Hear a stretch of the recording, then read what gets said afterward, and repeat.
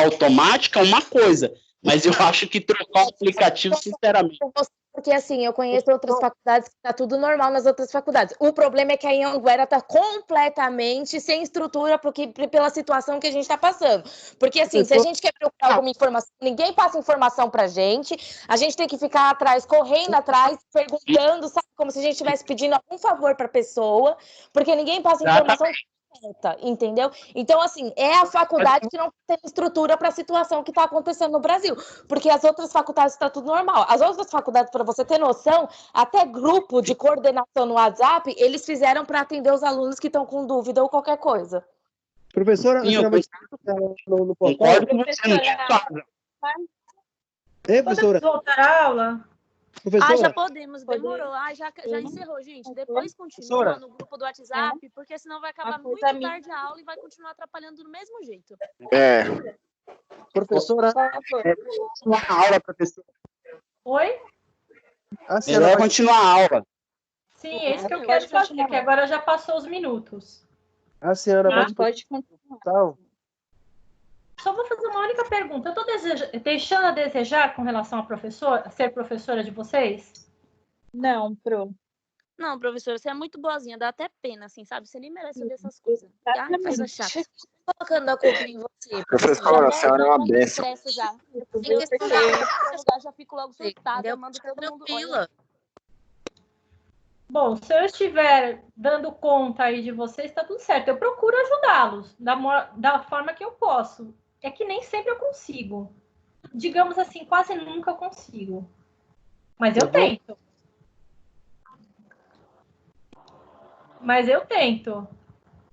Não, mas não é nada com você não, professora. Não leve pro pessoal, entendeu? O que a gente só estava discutindo é porque realmente é uma coisa que não é correta, entendeu? Mas tudo bem. Vamos arrumar da melhor forma. Então, beleza. Então, vou passar para a seção 3.4, que é a relação profissional de saúde, do profissional de saúde do paciente-cliente. Bom, a gente já havia falado um pouco com relação às relações humanas, que haviam a gente tinha falado das relações humanas, mas ainda não tinha falado referente à relação intrapessoal e à interpessoal. O que é a relação intrapessoal? A relação intrapessoal é uma relação de uma pessoa com seu mundo interno, ou seja, consigo própria, que pressupõe a comunicação ou a concepção dessa pessoa em relação aos seus próprios sentimentos e emoções. Então, é a relação dela consigo própria. O que é a relação intrapessoal? Ser com seus sentimentos e com seu mundo interior. O que é a relação interpessoal? Essa já é uma relação que ela é estabelecida de pessoa para pessoa ou com outras pessoas. Por exemplo, eu, professora, e vocês, alunos, nós temos um relacionamento interpessoal. Eu com cada um de vocês comigo e vocês com cada um de vocês. Esse processo de relação interpessoal, ele se dá de que forma? Ele se desenvolve através em decorrência da interação entre as pessoas. Então, de acordo com que a gente vai se relacionando, nós vamos mantendo um relacionamento interpessoal. Quando nós falamos do relacionamento interpessoal na área da saúde, a interação entre os usuários se desenvolve a partir de que forma? A partir dos cuidados prestados ao usuário paciente. Ou seja, lembra que eu até falei para vocês em algumas aulas que o usuário paciente, ele não deve ser tratado como um indivíduo passivo, ele deve fazer o quê? Parte do seu tratamento e até mesmo ajudar na tomada de decisões. Por quê? Isso até mesmo melhora o tratamento e melhora o quê? O comprometimento daquele indivíduo com relação à sua própria saúde. Ele se sente até mais seguro, né, Pro? Sim, ele se sente mais seguro, acolhido, que isso é o principal, tá? o acolhimento de nós, profissionais da saúde, com relação ao usuário é importante, porque a gente acaba desenvolvendo essa relação interpessoal e desenvolve também uma relação do quê? De confiança, tá? Sim. Ok.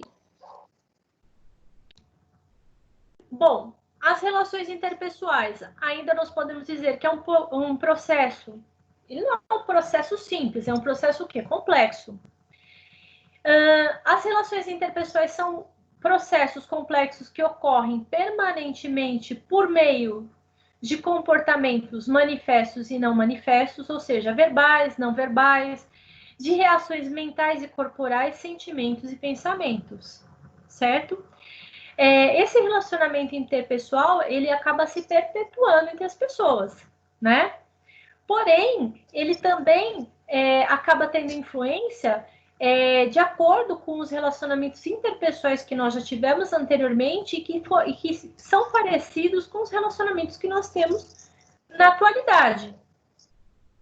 Uma coisa que é importante, no relacionamento interpessoal, nós temos também a comunicação verbal e não verbal. Dando um exemplo, não é para polemizar, tá? Mas o que ocorreu agora foi uma expressão verbal de uma situação, uma exposição de uma situação que ocorreu. Provavelmente, se nós estivéssemos na sala de aula, além da comunicação verbal, nós teríamos a comunicação não verbal também, né? Que o nosso corpo fala. Às vezes de satisfação, de insatisfação, certo?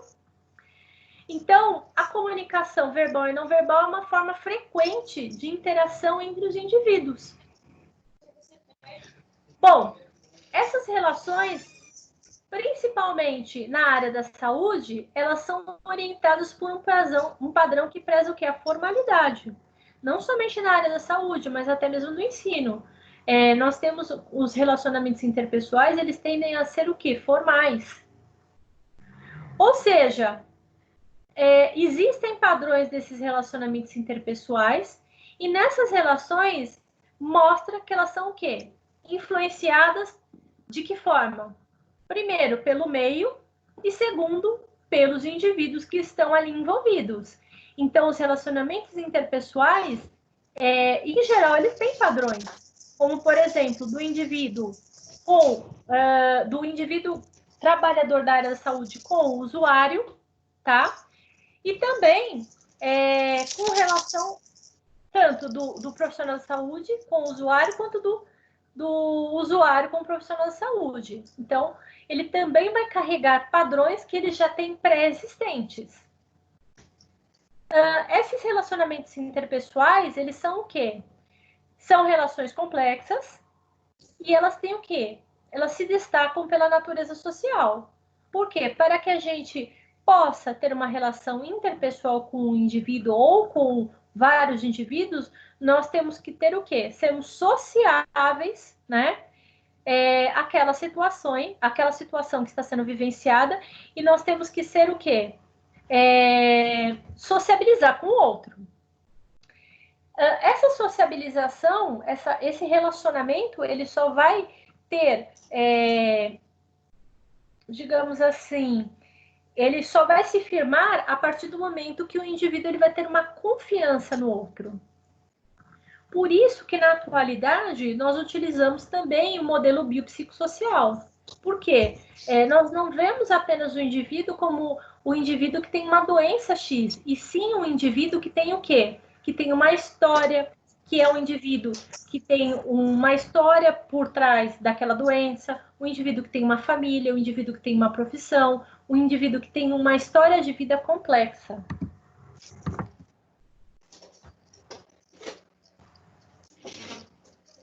Como eu acabei de falar para vocês, as relações interpessoais, que estão aí de acordo com o modelo biopsicossocial, ela tem o quê? Um equilíbrio entre as relações do usuário, que vai ser o quê? Atingido por meio da participação do usuário-paciente sobre as decisões da sua saúde. Isso eu já falei em outra aula. Hoje em dia, nós não... até mesmo nós deixamos de utilizar essa palavra paciente, por quê? Porque o usuário, ele não é somente um paciente, Ou seja, é um indivíduo passivo com relação ao seu estado e sua decisão com relação ao seu tratamento, e sim um indivíduo ativo. Então, ele também está presente nas decisões sobre a sua saúde. E aí, o que acontece?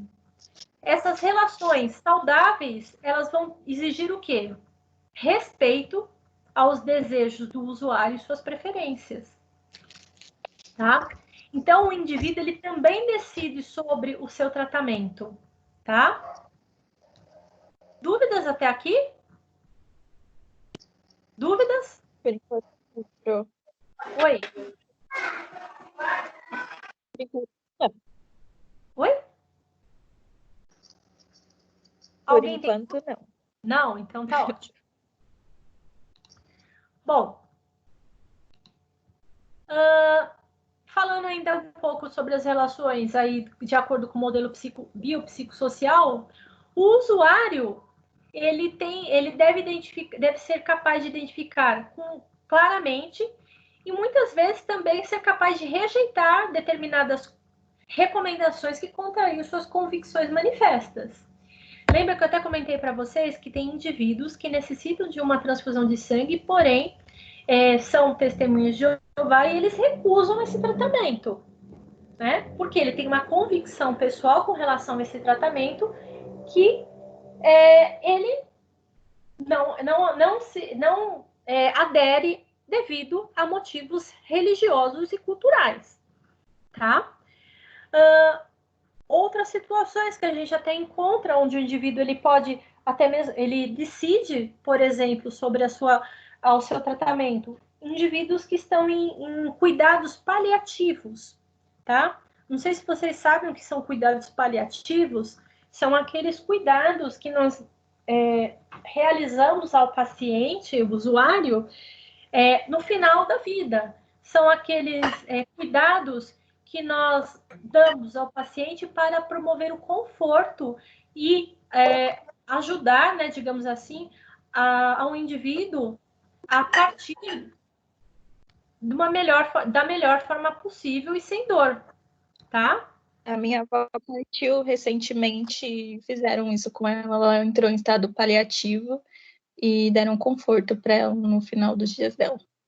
Sim, e aí, muitas vezes, esse conforto ele é dado de acordo com a escolha do paciente, né? Uhum. Inclusive, tem até mesmo pacientes, né, que acabam recusando estão tão cansados, né, de lutar, eles acabam até mesmo recusando alguns tratamentos disponíveis por estarem realmente cansados de lutar contra aquela doença, por exemplo, né? Então, o indivíduo ele acaba decidindo também. E uma coisa que é importante lembrar é que o que ajuda a nós nos relacionamentos interpessoais? E aí eu coloco o relacionamento interpessoal, ele se torna sólido não somente do usuário e do profissional de saúde, mas qualquer relacionamento interpessoal. Uma das coisas é o quê? A escuta, tá? Escutar o outro, às vezes, não é algo tão fácil, mas é importante. Por quê? Principalmente quando nós falamos do nosso usuário, o bom atendimento pressupõe a escuta do usuário. Como eu disse para vocês, os nossos usuários pacientes que nós atendemos, o que eles são? São indivíduos que são dotados de uma história por trás daquela doença. Portanto, não tem somente a doença em si, ele tem o quê? Uma vida, tá? Bom, além disso, nós vamos ter um bom atendimento também, além que nos vai ajudar a escuta do usuário, mas também, além disso, logicamente, com o bom desempenho profissional. Essas duas coisas é que vai levar o quê? A um vínculo nosso, né? Que ele é firmado com o nosso usuário-paciente, um vínculo de confiança. Quando nós temos um vínculo com o paciente, nós temos o quê? Um paciente que adere mais às condutas, né? Tanto médicas, de enfermagem, e de outras profissões mais, nós vamos ter um paciente que vai ser muito mais colaborativo e um paciente que tem uma probabilidade de sucesso maior. Bom, estabelecer esse vínculo entre o paciente, ele faz o quê?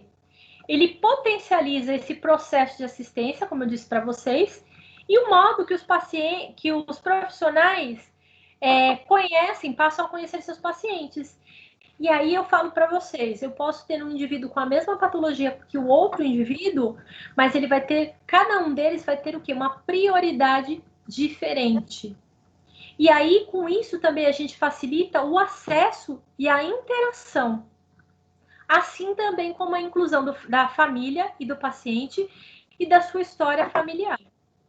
Tá? Então, o estabelecimento desse vínculo com o paciente, ele vai o quê?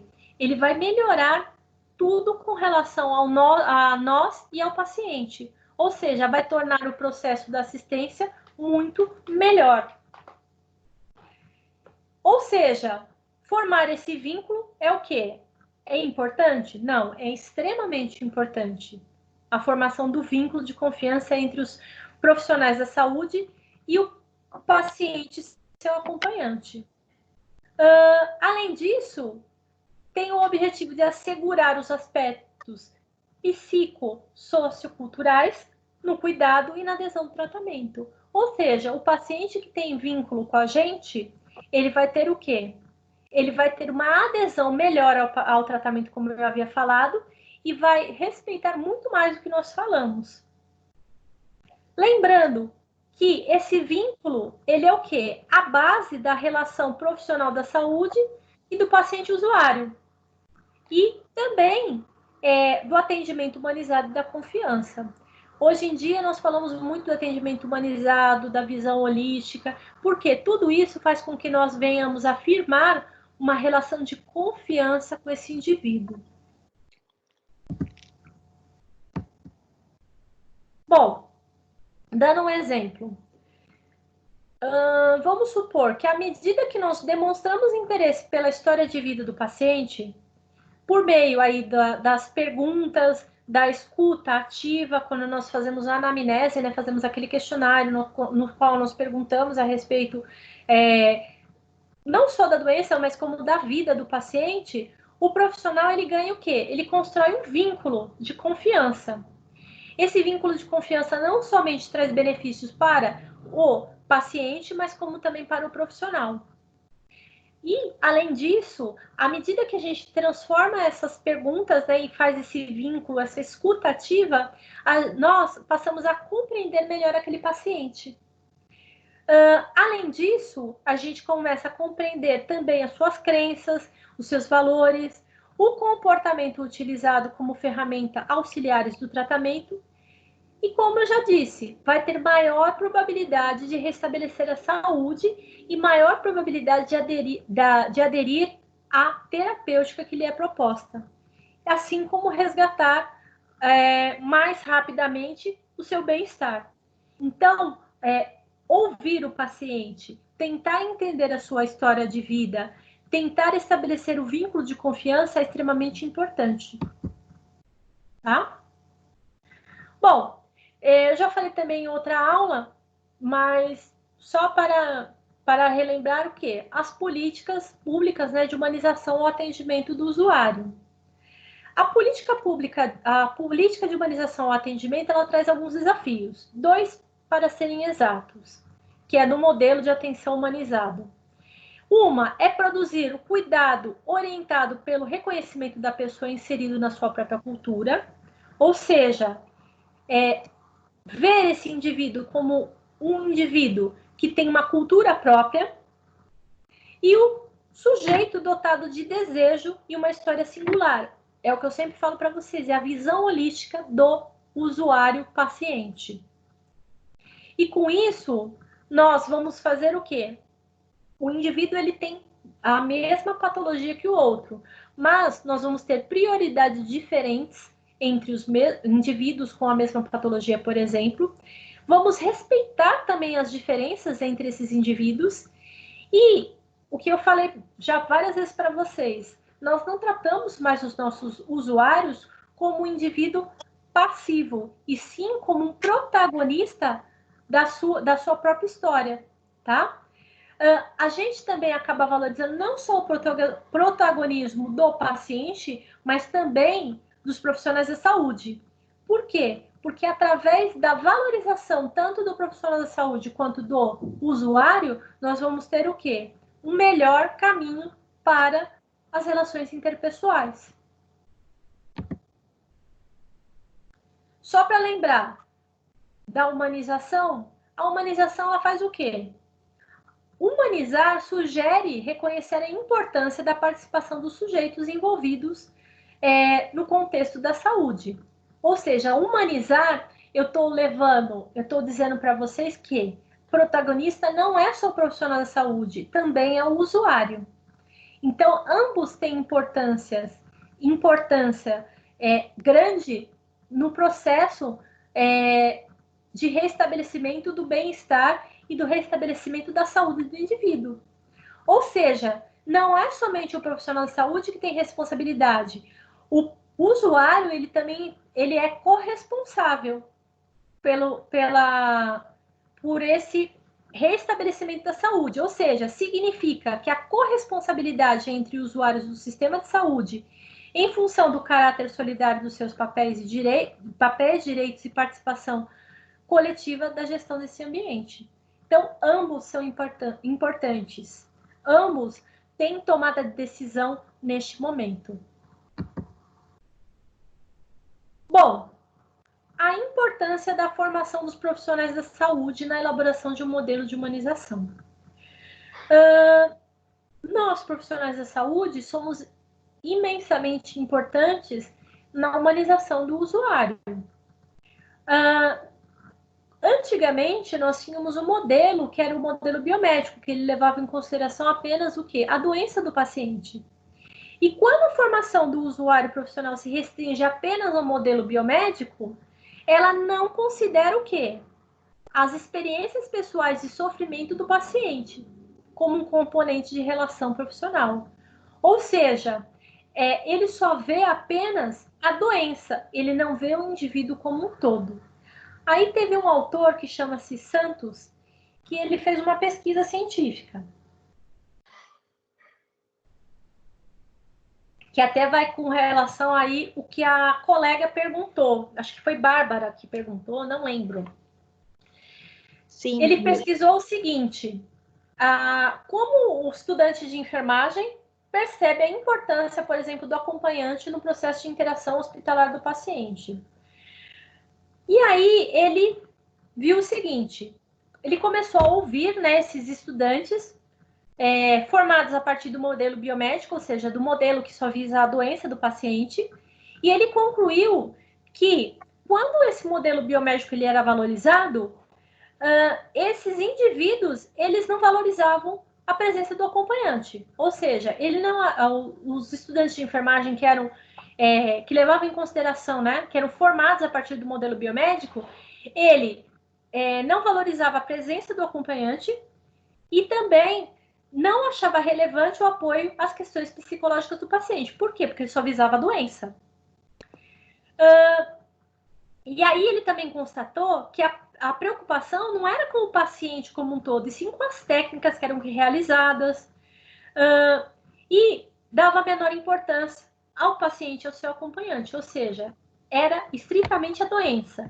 Então, era valorizado o quê? Boas técnicas, vamos supor, no caso da enfermagem, a realização de medicações, a realização de procedimentos, e não o indivíduo como um todo. Ou seja, o indivíduo ele poderia estar sendo tratado adequadamente, com técnicas adequadas, as melhores tecnologias, mas não era valorizado, por exemplo, o sofrimento daquele indivíduo e da família com relação à doença. Tá? Ou seja, quando ele fez essa pesquisa, ele também verificou que houve uma manifestação de críticas por parte de alguns alunos em relação à forte valorização da rotina de procedimentos burocráticos, em oposição à desvalorização da complexidade do indivíduo. Por quê? Quando o indivíduo ele chega para nós, ele é um indivíduo complexo, porque ele tem toda uma história por volta disso. Imagine que um indivíduo que ele está, por exemplo, dentro de uma hospitalizado, imagine que ele, é lógico que a doença é importante, mas imagine que aquele indivíduo ele tem um trabalho, ele tem uma família, muitas vezes ele está deixando de trabalhar e de ganhar o sustento da sua família para estar hospitalizado e sendo tratado. E isso tudo gera o quê? Gera um sofrimento psicológico também. Professora, diga. Por exemplo, quando, vamos supor, você que é enfermeira, aí, tipo, você tá cuidando de um paciente, aí esse paciente vem a óbito, por exemplo. Aí, digamos que você já tem todo o vínculo, você já tá, às vezes, muito tempo, porque tem casos que a pessoa fica meses, né, em tratamento. Sim. Tipo assim, a pessoa falece e tudo, aí eles não dão, tipo, um apoio emocional pro enfermeiro, tipo, uma folga, alguma coisa assim, sei lá, tipo um luto, sabe? Então, o ideal, tem alguns serviços de saúde que eles oferecem sim o apoio psicológico, né, de um psicólogo hospitalar para o profissional de saúde. Esse apoio psicológico, normalmente, ele é feito como? É realizada uma reunião multidisciplinar, não somente com os enfermeiros, mas enfermeiros, médicos, odontólogos, todos aqueles que estavam envolvidos naquela situação, e é feita uma escuta, né? Uma escuta daqueles profissionais. Embora isso não seja realizado em todos os locais, mas principalmente, por exemplo, eu sou enfermeira pediatra. Tem pacientes que crescem conosco, né? E muitas vezes esse indivíduo, você pega ele pequeno, bebê, e ele vai crescendo ao longo dos anos e vai continuando com você.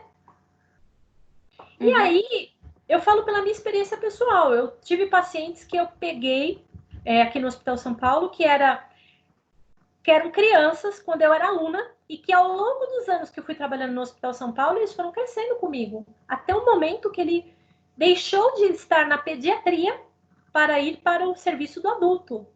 O nosso vínculo, às vezes, é tão grande com o paciente, eu digo isso por mim, que às vezes você vai visitá-lo na ala do adulto. Nossa.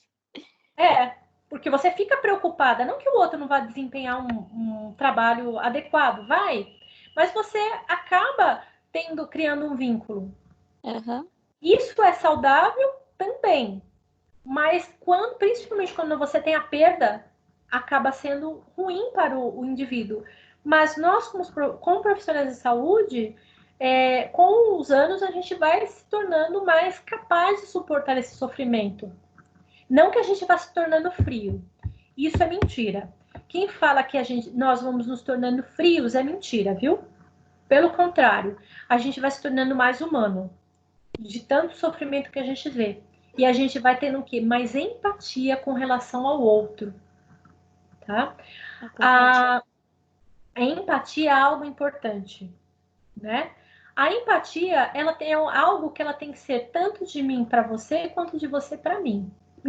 Todos os dois têm que entender o lado, tanto o lado profissional quanto o lado do usuário.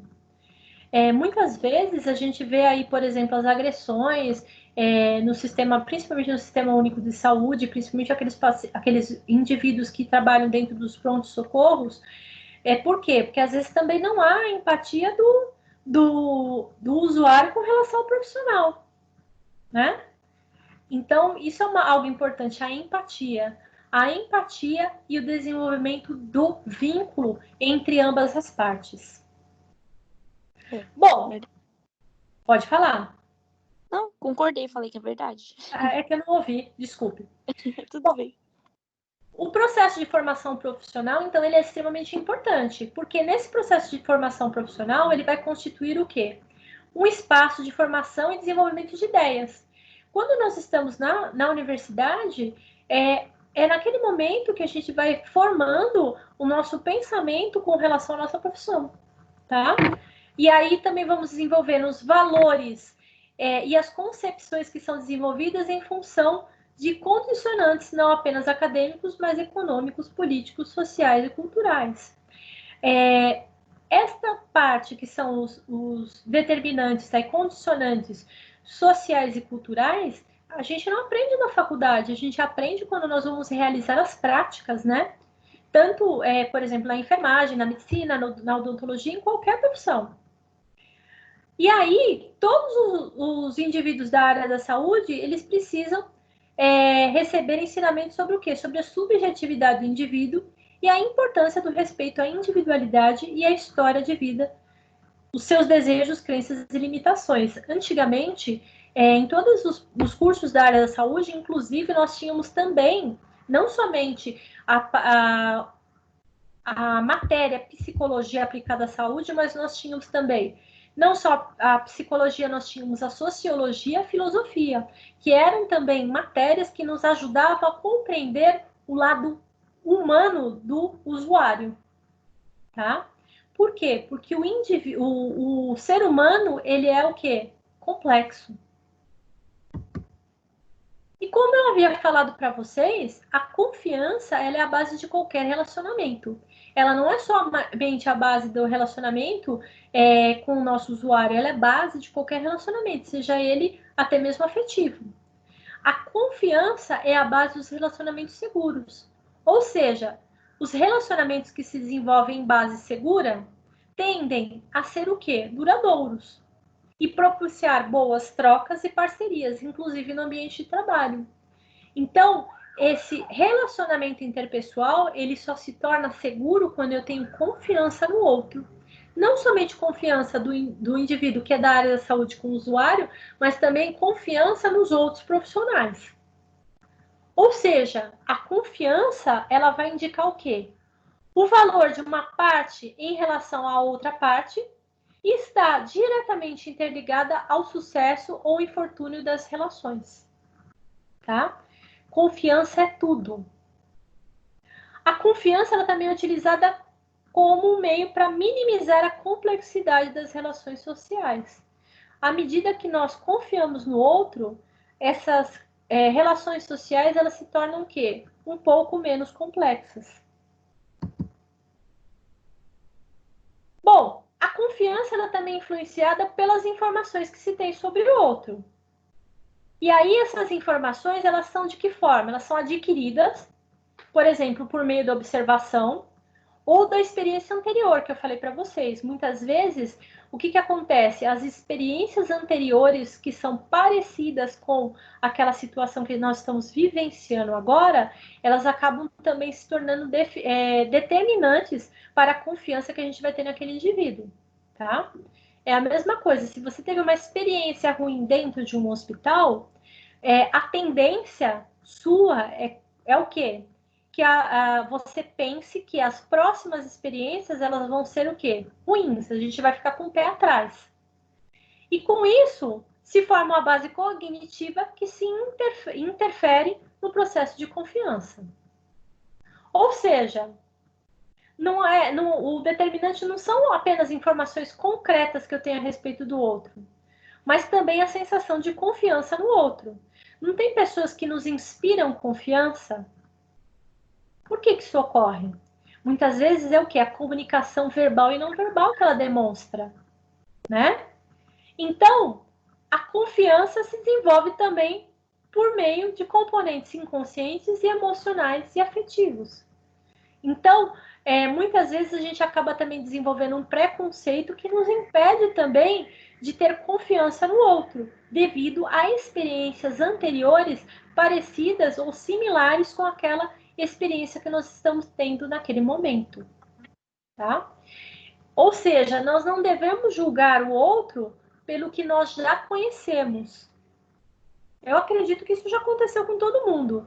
Muitas vezes a gente acha que aquele indivíduo é de um jeito X e, na realidade, não é nada daquilo que a gente está pensando.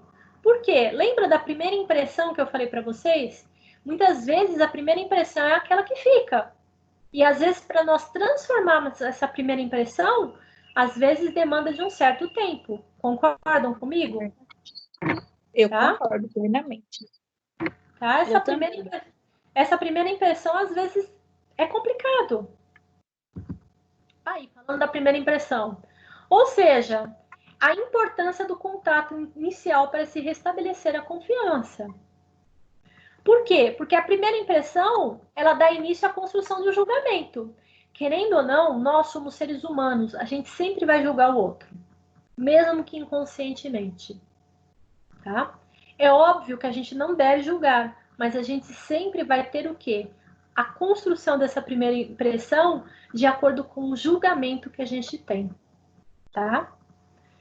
E tanto pode levar o interesse em conhecer como o distanciamento. Ou seja, se eu já tive uma impressão ruim com relação àquele indivíduo, tá?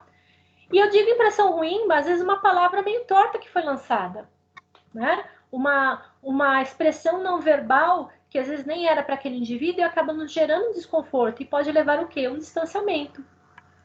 Ou seja, a primeira intenção, ela é influenciada pelo quê? O que eu já falei várias vezes para vocês, ela é influenciada por diversos fatores psicológicos de experiências anteriores de cada pessoa. Ou seja, se eu tenho uma experiência ruim numa situação similar, a tendência é que essa primeira impressão seja ruim. Também ela é influenciada pela expectativa que a gente gera, né? Também pela motivação, pela situação em que o encontro acontece e também por lembranças e recordações de experiências passadas que se fazem presentes por meio da associação inconsciente de uma característica ou situação em que se conhece. Então, se eu já tenho lembranças ruins passadas relacionadas a uma situação análoga àquela que eu estou passando, ela pode ser um meio inconsciente para ter uma primeira impressão ruim. Ou seja, as informações elas atuam de forma significativa na formação da confiança. Ou seja, a primeira impressão ela também vai ser um fator determinante na confiança que eu vou depositar naquele indivíduo. E vai impactar também na adesão ao tratamento de saúde. Garanto a vocês que vocês já foram em algum hospital, UBS, consultório, aonde você não retornou novamente, por quê? Você falou assim, esse indivíduo não me inspira confiança, ou então eu não quero ser atendido por determinado profissional. Por quê? Porque você já teve uma experiência ruim, às vezes teve uma comunicação não verbal inadequada e gerou uma falta de confiança. Professora, tem gente que tem até trauma e Sim. não quer retornar no profissional ou em outro profissional pelo trauma que passou com o primeiro. Sim, sim. Sabe onde isso é muito frequente? Principalmente nas situações de saúde da mulher. Por exemplo, as mulheres elas vão ter o seu parto em determinado local. Não sei se vocês já ouviram falar, eu sei que isso não é da área de vocês, mas só para exemplificar, de um termo chamado violência obstétrica. Não sei se várias de vocês já são mães ou são tias, né? Muitas vezes, essas mulheres acabam sofrendo no centro obstétrico, por exemplo, violência obstétrica. O que quer dizer isso? A utilização de procedimentos que às vezes são desnecessários e acabam gerando sofrimento naquela mulher, ou às vezes até a violência verbal no momento do parto. E aquilo acaba gerando na mulher, quando ela vai ter um novo parto, o quê? Um trauma. Eu já vi muito relato de muita gente próxima de mim que fala sobre isso. Então. Até a minha própria mãe também, até hoje ela fala, ela que sofreu muito quando era mais nova. Por exemplo, exemplificando, na atualidade nós temos políticas públicas de saúde da mulher, aonde até mesmo a mulher ela decide, juntamente com a equipe multiprofissional, se ela vai ter, por exemplo, uma analgesia durante o parto. Né? Porque uma das coisas que é tão temida pelas mulheres é o quê? A dor que é sentida durante o parto. Ela é fisiológica, ok. Só que ela não precisa. Tem um dado momento que ela é um sinalizador para nós, mas a partir de um determinado momento ela pode ser o quê? Aliviada. Sim. Outra coisa que acaba acontecendo, muitas vezes, durante, por exemplo, uma gravidez, a mulher acaba perdendo aquele bebê. Isso também gera o quê? Gera um trauma. E muitas vezes a mulher ela não quer nem voltar naquele profissional, por quê? Porque ela teve a experiência da perda do bebê. Não que tenha a ver com o profissional, mas aquilo lembra aquela mulher daquele momento. Outra coisa, com relação à profissão de vocês. Vocês já ouviram o número de pessoas que têm trauma de dentista? Sim, foi por isso que eu comentei. É muita gente que já ouvi deixa de ir no dentista por esse trauma. E não é todo dentista. Sim, mas presta atenção, dependendo do que você vai tratar também, é óbvio que você vai ter algum tipo de dor. Sim. Se você vai no profissional odontólogo com dor de dente, é óbvio que o tratamento vai ser dolorido. Só que as pessoas não entendem isso.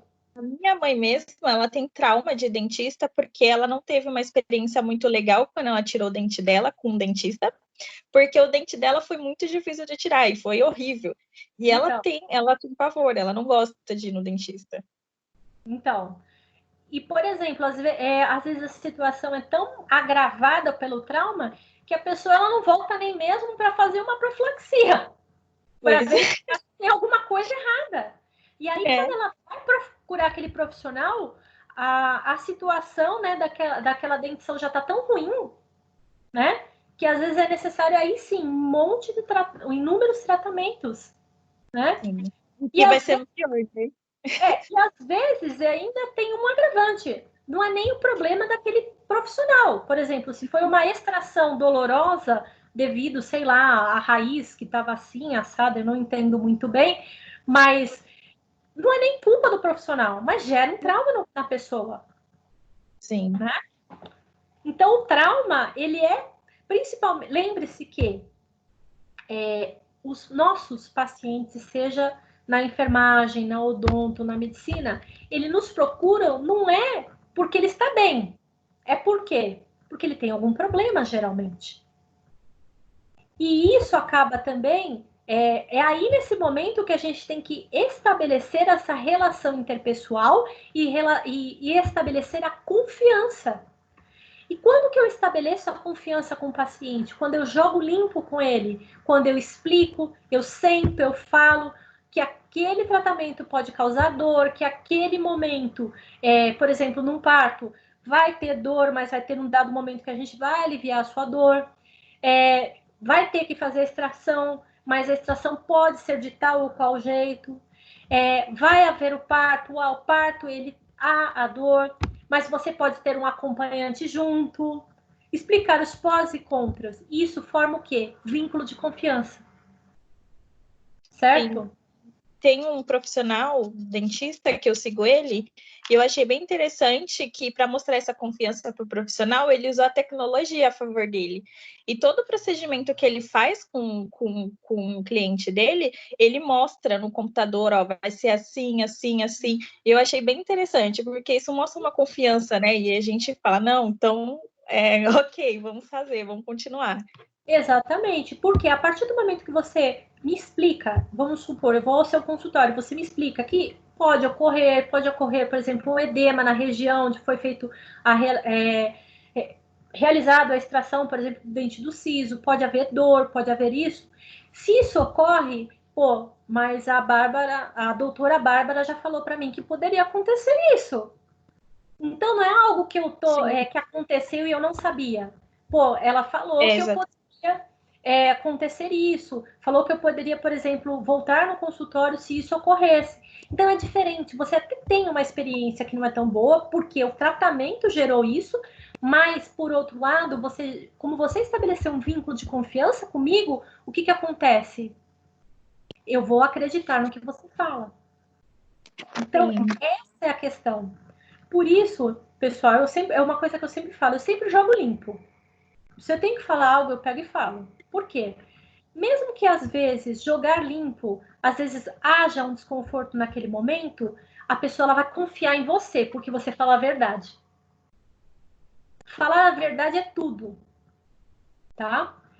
Então, no ambiente da saúde, a confiança é um determinante para a adesão do tratamento. Se você fala que aquilo pode acontecer, o paciente ele tá o quê? Ele já está preparado. Então, a adesão ao tratamento tanto para o paciente quanto para o profissional. E deste modo é importante que as relações entre os membros da equipe de saúde também sejam de confiança, não somente ao usuário, tá? Aqui é um pouco do vocabulário que a gente utiliza, que é a associação. No caso, para psicanálise, ela significa ligação entre os elementos psíquicos, conceito relacionado à memória, a cognição, que é o processo de aquisição de conhecimento, termo relacionado à aprendizagem e memória, e infortúnio, que é infelicidade e adversidade, tá? Essa aula era curtinha. Pessoal, vamos falar das dúvidas. Que dúvidas que nós temos?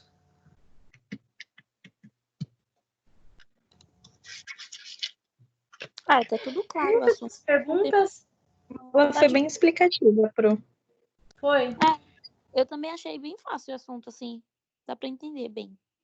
É mais a forma de sentimento, né? Empatia, acolhimento, tudo mais. Deixa eu ver o resto. Benção. Então, a gente sempre tem que lembrar que o usuário ele não é mais tratado como um elemento passivo, né, no tratamento. Ele precisa opinar também, porque ele é o motivo pelo qual nós estamos ali, né? Seja em qualquer área da saúde. É o que eu falo, orientação é tudo. Muitas vezes o que acontece eu até ouvi, não lembro em que série que foi, falou o seguinte, houve um problema, né, num determinado tratamento, e aí um advogado lá questionou o parente, né, do usuário, se ele, por exemplo, ia processar aquele, acho que era um profissional médico. Aí ele falou que não. Por quê? Porque ele deu explicações com relação ao que poderia acontecer. Então, veja, quando você estabelece uma confiança, tudo progride melhor, né? E uma coisa que é importante, principalmente na área da saúde, tinha uma professora minha que sempre falava isso. Na área da saúde, a gente exerce uma função em todas as profissionais da saúde, que é o quê? O ouvir, o ouvidão. Então, a gente acaba ouvindo muito aqueles usuários, né? E isso acaba fazendo com que nós sejamos profissionais queridos e tenhamos o quê? Sejamos objeto de confiança daquele usuário, tá? Alguém gostaria de fazer alguma pergunta, algum questionamento com relação ao trabalho que eu passei para vocês? Qual trabalho, professora? Você passou outro hoje ou é aquele daquele dia? Não, é aquele mesmo. Por enquanto é aquele mesmo. Não, tá tranquilo. Todo mundo está conseguindo encontrar o material para isso? Todo mundo está conseguindo encontrar? Ou ainda a gente não nós não começamos a pesquisá-lo ainda? Professora, sendo bem sincera, eu achei que por mais que talvez seja errado, você não aceite, mas o site, tipo o site normal, sem ser artigo, ele está bem mais explicativo e bem mais completo do que o artigo. Eu acho que o artigo fica muito complexo e aí acaba ficando bem difícil do entendimento, entendeu? Então, vamos lá. Como que a gente vai ler um artigo para confeccionar um trabalho? Bom, vocês já perceberam que os artigos são longos, não são? São Sim. gigantes, imensos. Então, são gigantes. Então, nós, quando vamos fazer um trabalho do tipo que eu pedi para vocês, nós vamos aproveitar algumas partes. Que partes são essas? Principalmente a introdução, que vai falar a respeito, por exemplo, deixa eu lembrar do que eu falei. Foi dos determinantes da saúde. Dos determinantes de saúde, ia falar relacionamentos de saúde. Dos determinantes de saúde. Então, aonde que vão ter as informações que eu desejo colher? Principalmente na introdução, na discussão e na conclusão. Por quê? Muitas vezes esses trabalhos, eles são frutos do quê? De pesquisas com indivíduos. Foi isso então, que eu vi. Tinha muita pesquisa, muita pesquisa. Então, essa parte eu vou excluir quando eu for ler. Tá? Por exemplo, vocês vão ver que tem vários trabalhos que vão falar a mesma coisa. Vocês podem citar várias fontes que falaram a mesma coisa. O site, para quem falou que eu não lembro quem era, ele é até legal, mas para nos orientar para pesquisar no artigo científico. Por quê? O site, ele não é válido. Por exemplo, um blog. Porque eu não sei de onde esse indivíduo tirou. Eu não sei se aquela informação é fidedigna. Quando o indivíduo ele desenvolve uma pesquisa científica, o que ele faz? ele faz uma pesquisa. Primeiro, ele levanta artigos científicos para embasar aquilo que ele quer provar ou experimentar, tá? Então, ele tem base sólida científica. Quando eu tenho um blog, eu não sei da onde que ele pesquisou, eu não sei que bases que ele está falando, não sei se ele está falando de acordo com a experiência dele, se ele está falando de acordo com a cabeça dele, tá? Uhum. Então, qualquer coisa, se vocês tiverem dificuldade para ler e tal, pode me chamar. Isso é uma coisa importante que é legal, essa troca de experiência. Não tem problema, tá? Eu senti essa dificuldade que quando eu procurava em artigo científico, eu via muita pesquisa dentro desses artigos, mas mesmo assim eu consegui tirar uma coisa e outra. Sim. Logicamente, quando eu dou os trabalhos para vocês, eu dou uma pesquisada antes, né? Para ver como é que tá de artigo, se vocês vão ter muita dificuldade ou não, né? Geralmente eu pego o primeiro que a senhora passou, eu achei mais melhorzinho do que esse. É que o primeiro, ele é um tema que ele é muito estudado, Sim. né? O artigo científico, quando vocês vão realizar eu vou mandar vou deixar lá no AVA o que eu quero que vocês procurem. Eu vou colocar lá. Não sei se ajuda. Primeiro, tem que ter a capa do trabalho, depois o índice, depois a introdução, que você vai falar a definição do que é, o que são os determinantes de saúde, quais são os determinantes de saúde. Depois disso, a introdução, o que aonde se aplica isso, o que influencia, o que ele influencia, por exemplo, tá? Então, vocês seguindo mais ou menos um roteiro, vocês conseguem desenvolver bem um trabalho, tá? Normalmente, os artigos científicos e os trabalhos, né, das universidades, eles têm mais ou menos alguns itens que a gente deseja que vocês coloquem nos trabalhos. Que itens são esses? Primeiro, a introdução. Segundo, depois a introdução vai ter o quê? O que quais são, você pode falar um pouco da história com relação àquele tema. Depois disso, você vai falar uma discussão. O que seria uma discussão? Você vai aprofundar um pouco mais o tema. E, por último, você vai fazer o quê? Uma conclusão. O que foi concluído com esse trabalho? A conclusão, ela pode ser feita através do que vocês leram em todos os artigos científicos, por exemplo. Porque é a conclusão de vocês. Tá? Não sei se ajudou alguma coisa. Ajudou bastante. Tá? É que assim, eu fico com medo de, tipo assim, ó, vamos supor, eu tô lendo, porque quando eu monto um trabalho, por exemplo, eu tô no artigo, aí já tem outra página do Google aberta, assim, sabe? Eu fico com duas pesquisas. Aí, por exemplo, eu leio o artigo, aí eu não entendi muito bem. Aí eu vou na outra pesquisa e eu entendo. Aí eu fico com medo de pegar a informação dali e depois não tá certa. Não, mas isso é o caminho. Muitas vezes, o que acontece? Você está fazendo uma pesquisa científica e às vezes tem artigos que não são tão claros quanto outros. Sim. E aí, às vezes, aquela tua dúvida é respondida no outro artigo que você lê.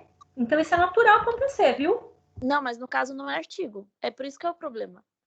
Tá. Assim, eu tô numa página, entendeu? Tipo, no Google, sei lá, uma pesquisa do Google, por exemplo. Aí eu encontro a informação lá. Só que aí eu fico com medo de pegar, assim, mudar e colocar na pesquisa e talvez não seja informação verídica, por exemplo, sei lá. Então, Daniela, o que você pode fazer? Por exemplo, tem determinadas coisas que são que quando nós pesquisamos na internet, elas nos esclarecem, mas a gente encontra no artigo também. E aí você tem uma base sólida científica para você provar aquilo que você está falando. Sim. Tá? Aonde que você